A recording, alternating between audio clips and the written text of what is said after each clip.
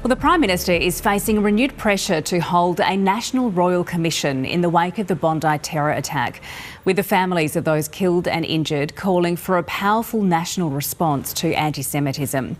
17 families have signed a scathing and poignant statement calling for a National Royal Commission.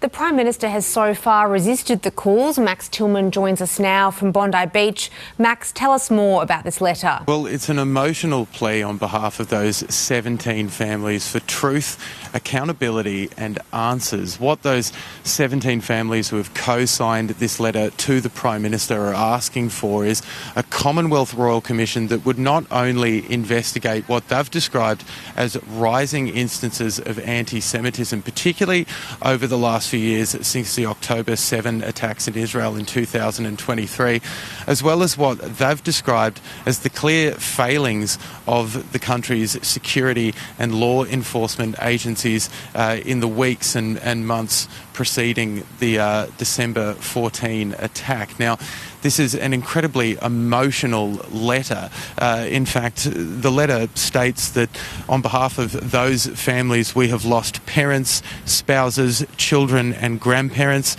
Our loved ones were celebrating Hanukkah at Bondi Beach, a festival of light and joy in an iconic public space that should have been safe. You owe us answers, you owe us accountability, and you owe Australians the truth. And in fact, Sheina Gutnik, who is the daughter of Reuben Morrison, one of those 15 victims, was telling the ABC a little bit earlier that she said her family live in constant fear, and we have heard that sentiment reflected, particularly over the last few weeks, by members of the Jewish community who say, in many ways, that sense of innocence and that sense that they can freely and uninhibited practice their religious beliefs has now been lost forever since December 14. Let's take a quick listen to what she had to tell us. As a priority, we need answers, we need responsibility, and we need accountability into what occurred. Since October the 7th, children are scared to go to school. Our sporting fields don't feel safe. University students don't feel safe. We feel unsafe in our homes. As a Jewish mother, my eyes always are, where is the exit?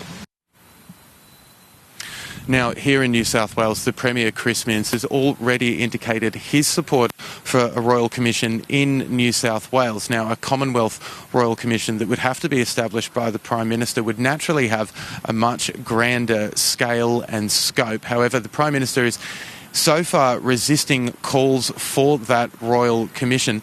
He has, however, established a probe, particularly into the security forces that will be run by a former director of ASIO. That particular report is due to give down its findings, which will be made public in April of next year.